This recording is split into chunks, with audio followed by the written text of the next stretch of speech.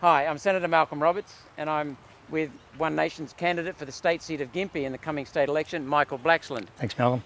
Thank you very much for inviting us out to meet those fishermen last night, Melissa and Rob and Rebecca. Yes. And the story that we were told is just phenomenal. They've just been gutted all over.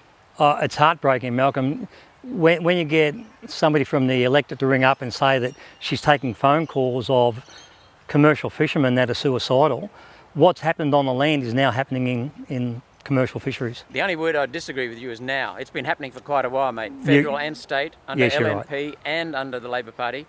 Australia has 36% of the world's marine parks in our coastline alone. Now that's just disgraceful, and the UN is managing some of those. They're managing it through our government, state and federal as well. And what's happening is the fishing industry is being gutted. The figures last night were we used to have 1,300 trawlers around 1990. Exactly. We've now got 239. 239 trawlers now, and the science that they're basing it on is the old science when they had the larger fleets. The numbers, it's not science. Yeah. Because, and they're not even sure that that's accurate.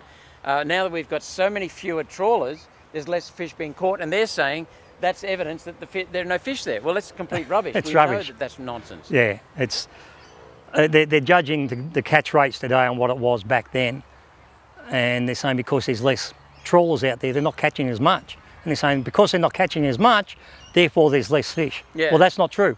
And one woman was there last night, Melissa, very well organised. She's had to say goodbye to her husband for 4 months because they've shut down the fishing area here. He's had to go up to Cairns. So there are also marriage breakups, suicidal. Marriage breakup, suicidal, domestic violence issues, alcoholism. And government, you've just spoken at your barbecue here about the need to get members of parliament in to serve the people. Exactly. This is not serving the people. In fact, it's dictating to the people UN laws, UN regulations that are being put in place by our supposed representatives, but they're really becoming the people's masters in this country. Exactly right. Their biggest issue, they have no representation at the table. Queensland's fisheries dictates to them.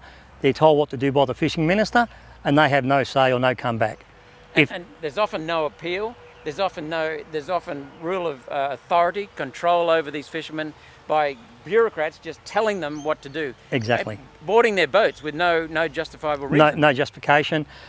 I say about with the land things, it's city dwellers that couldn't look after a window garden box telling farmers how to run their properties, and now we've got, again, bureaucrats that never been fishing in their life.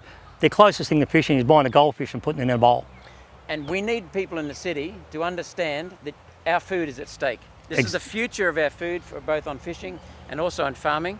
And we need honest representatives in Parliament who will listen, consult, and then stand up and speak for the people, to serve the people. Exactly. One Nation does stand up and speak for the people, and I will stand up and speak for the people of Gympie and my electorate.